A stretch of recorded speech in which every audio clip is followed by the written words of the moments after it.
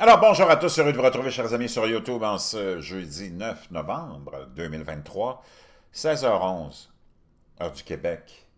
On le voit, notre système, nos élus, les gouvernements veulent nous déplacer de ce système économique qui date, disons, nommons-le comme ça, de l'ère industrielle, avec l'avènement naturellement de deux énergies ou trois énergies importantes, deux, trois sources d'énergie importantes, le charbon, le gaz et le pétrole. Et on pourrait dire que tout l'ensemble de l'économie a tourné autour de ça depuis ce temps-là. Et ça continue.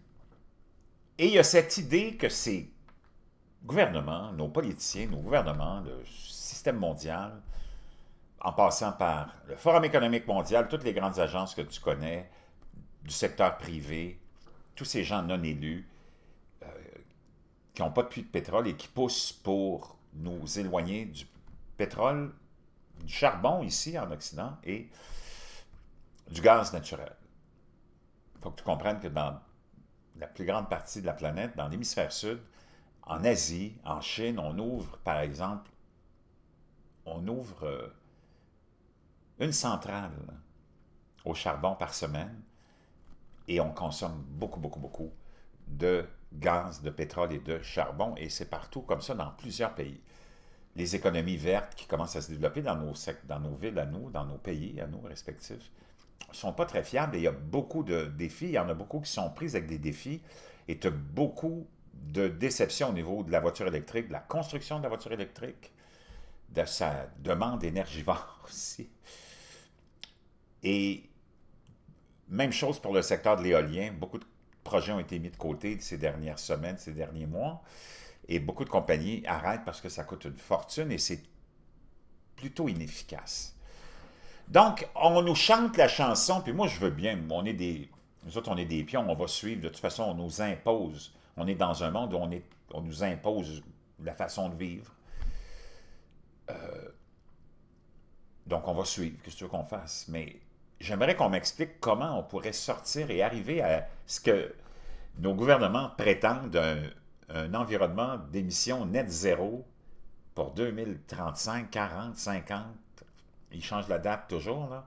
Mais même pour 3000, 4000 ans, 5000 ans, quand on sait que tout est basé autour du pétrole malgré tout. Ça, c'est des statistiques que j'ai, c'est officiel, tu vas sur les sites, je vais te laisser les liens de toute façon dans la boîte de description. La production pétrolière dans le monde de 98 à 2022, tu la vois ici, 98, ça c'est 1000 barils par jour, OK? Donc, tu l'as ici,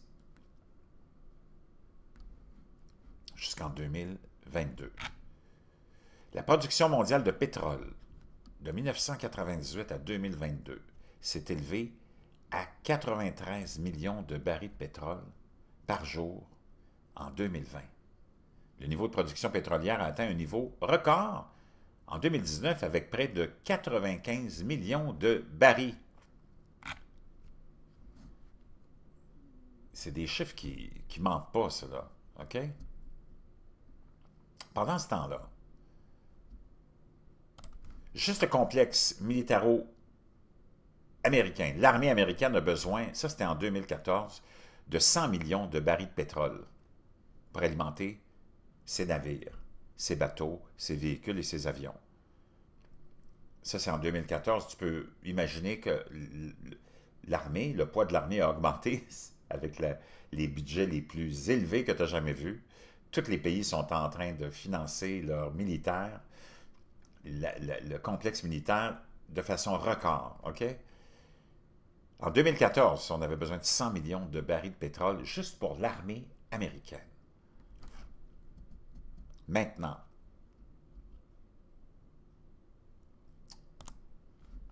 quant à l'industrie du pétrole elle-même, même si par une baguette magique, tu arrivais à éliminer tous les véhicules, ça n'a pas de sens, ça n'arrivera jamais. Là. De toute façon, 90% des véhicules électriques qui sont sur la route aujourd'hui sont fabriqués de plastique. Les batteries qui sont utilisées sont fabriquées de plastique.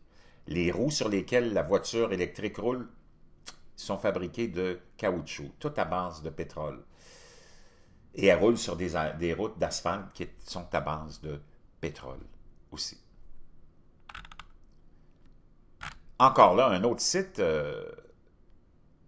le koga.org, qui est Colorado Oil and Gas Association, nous rappelle ceci. Le pétrole et le gaz naturel font partie intégrante de notre vie quotidienne. Et ce n'est pas seulement l'essence que nous mettons dans nos voitures ou le gaz naturel qui chauffe nos maisons ou nos entreprises. Le pétrole et le gaz naturel sont utilisés dans des produits quotidiens, tels que des rouges à lèvres, des déodorants ainsi que des dispositifs médicaux permettant de sauver des vies, tels que des appareils IRM et des stimulateurs cardiaques.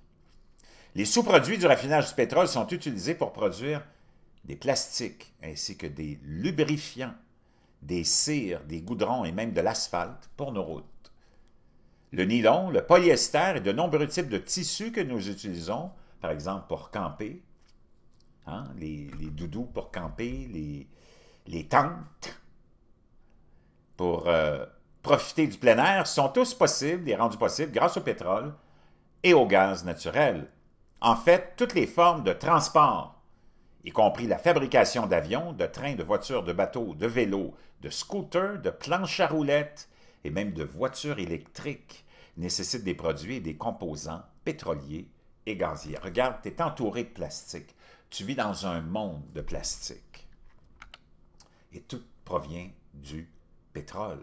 Et n'oubliez pas les couches pour bébés, les sucettes pour bébés et les jouets utilisés par les parents et les bébés du monde entier qui sont tous fabriqués avec du pétrole, du gaz naturel ou même les deux.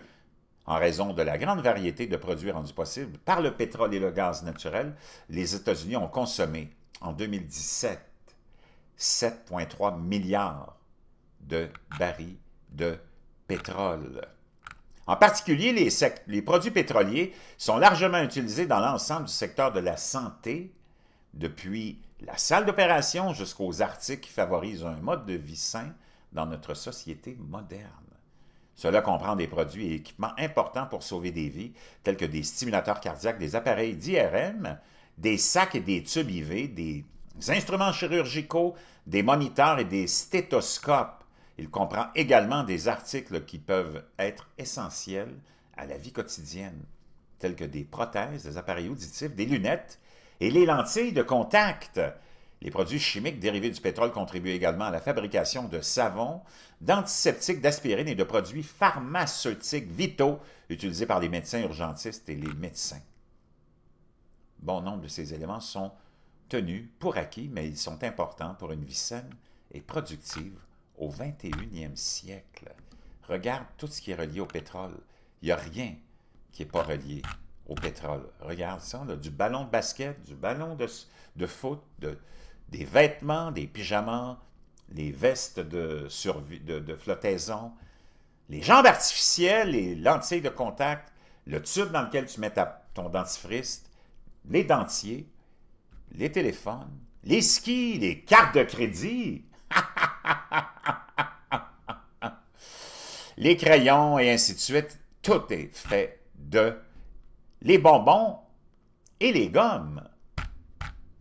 Chers amis, moi je ne sais pas, mais si tu vas faire un tour dans l'industrie du plastique dans le monde, c'est évalué à plus de 1000 milliards de dollars américains.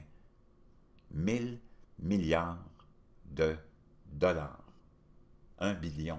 Si tu penses que tu vas être dans un net zéro, même dans 10 000 ans, moi je ne sais pas sur quelle planète tu vis, mais on ne vit pas sur la même planète.